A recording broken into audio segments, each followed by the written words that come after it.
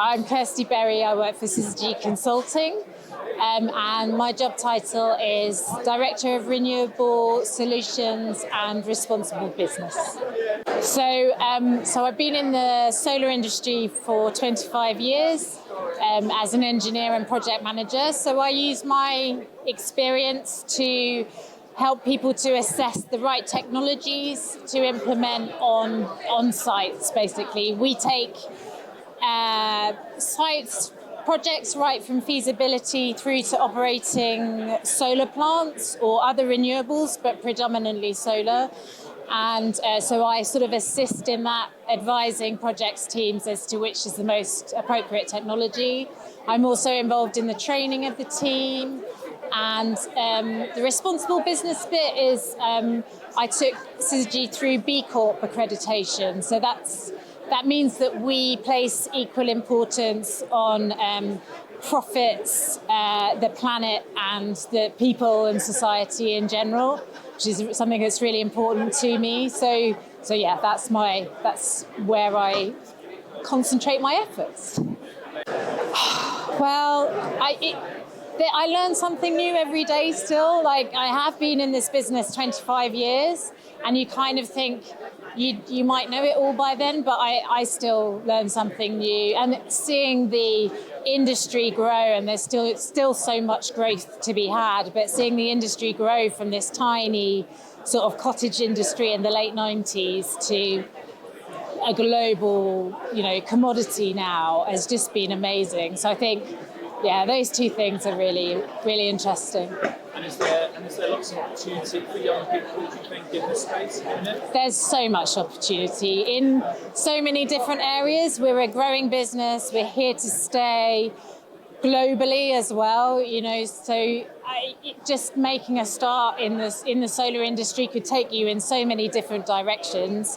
I was an engineer, but decided I wanted to look at the slightly bigger picture and become a project manager. So there's a sort of commercial side, construction side of things, but then there's lots of roles in marketing and publicity. Installers obviously can be out, getting your hands dirty, rolling your sleeves up. And then also in the operation and maintenance side. So looking at how systems are performing. If you know stuff about AI and big data, there's loads of scope for improving the performance of systems there. I mean, that just scrapes the surface. There's so many opportunities. I think there's multiple ways you can get into the industry. I mean, I took a reasonably conventional route. I did an engineering degree, and then I did a master's in renewables. And there's quite a few people come into it that way. But I know lots of people with geography degrees. I know lots of people who have started on the tools and then maybe come into the office space and done different roles, who are now managers, or, there's lots of different routes. I think now the engineering apprenticeships have got to offer some really good opportunities for people.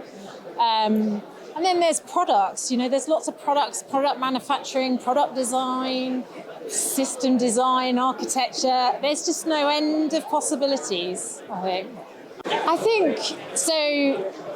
Some technical expertise is a good thing, but actually I know a lot of project managers who have moved into the solar arena without solar experience, and vice versa, people with solar experience who've ended up being project managers with not necessarily any formal project management training. But I think that is available, and those professional routes through the Association of Project Managers could be useful there, and those skills are very transferable. So even if you don't continue in solar, you'll be able to use those elsewhere. For installers, then the practical skills, the electrical training is really valuable. Roofers, same thing. And then the commercial installers, similar sort of skills, take skills that you might be able to use on any electrical installation in a commercial building, and you can apply those to the solar industry.